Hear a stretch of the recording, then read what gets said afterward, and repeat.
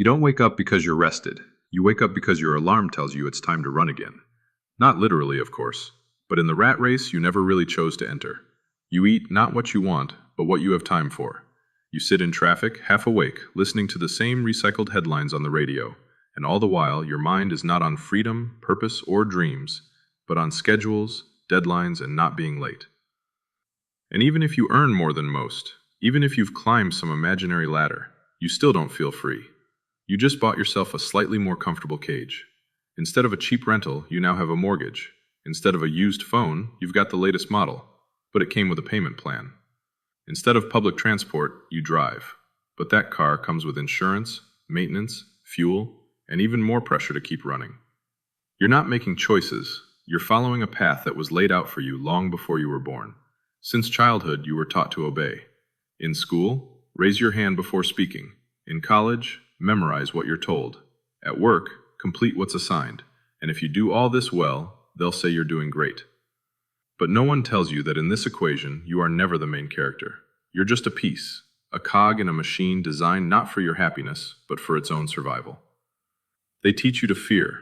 Fear poverty, fear failure, fear falling behind. So you buy, not because you need, but because you're afraid of being less.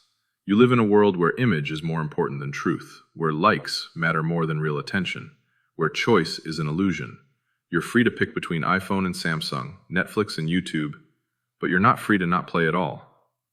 Sometimes you catch yourself thinking that maybe this isn't what life was meant to be, that maybe you weren't born just to trade your energy and time for numbers on a screen, numbers that vanish as quickly as they came, eaten by rent, bills, and debt. But right when that thought begins to take shape, your phone lights up. A new notification, a new meeting, a new distraction, and you're pulled right back into the wheel. Sure, you can take a vacation.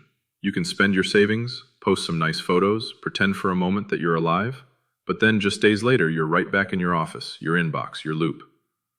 They tell you you're building a career, but you're just moving along the walls of the cage. Maybe faster, maybe in a fancier suit, but it's still a cage.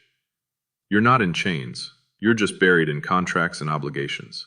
You're not a prisoner. You just can't afford to leave. You're not in jail. You just live in a system where escape looks like insanity. And even if you try to break out, your parents will call you crazy. Your friends won't understand. Your boss will remind you how replaceable you are.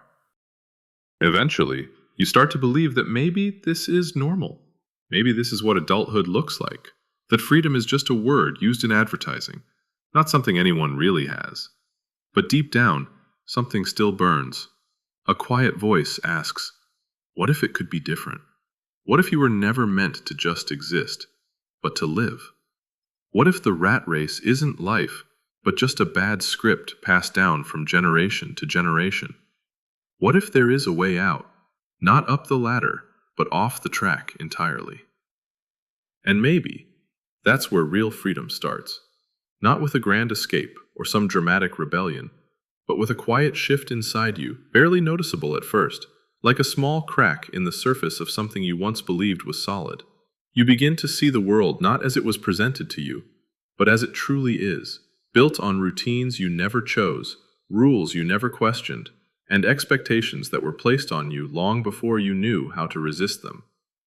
You start looking around, and slowly, everything you once thought mattered begins to lose its shine.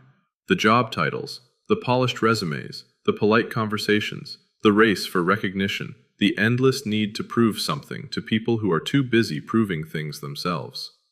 You realize that your exhaustion doesn't just come from work. It comes from a life built around everything but you. A life that keeps you busy enough to forget that you're still searching for meaning. And once you see it, really see it, you can't unsee it. The office walls feel tighter. The morning routines feel emptier. The smiles look more like masks. And every conversation that used to pass for normal now sounds like code. Code for quiet desperation, for pretending it's all okay when deep down, no one really believes it is. But with that realization comes something else, fear. Because now that you know the game, you also know what it means to walk away from it. You start to wonder, who will I be without this role, this structure, this ladder I've been climbing? What if there's nothing waiting for me on the other side? And that doubt, That deep, heavy uncertainty is the final lock the system places on your cage. Not made of steel, not made of rules, but made of your own fear of being free. And yet, despite that fear, something inside you keeps pulling forward. A voice you haven't heard in years, maybe never. A voice that doesn't want more. It just wants real. Real time, real peace, real purpose. Not the illusion of living, but life itself. And for the first time, you begin to understand, you were never tired from doing too much. You were tired from doing the wrong things for the wrong reasons for far too long. And maybe that's the greatest lie of all. That you were ever truly free in a world that quietly decided who you should be before you ever had a chance to ask. But the truth is, the moment you start asking, the moment you begin to see through the roles, the routines, the noise, the system loses a little bit of its grip on you. Not because it changes, but because you do. You don't need to burn everything down. You just need to stop believing the cage is all there is. And once that thought takes root, even for a moment, you're no longer running the same race. You're no longer playing the same game. So if you've made it this far, you're not just listening. You're waking up. You're questioning what so many accept without thought. And maybe, just maybe, you're ready to take your first real step outside the cycle. Subscribe, not for me, but for the version of you that's still searching. Subscribe if you've ever felt like something was wrong, even when everything looked right. Because the more of us who see the cage, the more chance we have of breaking it together.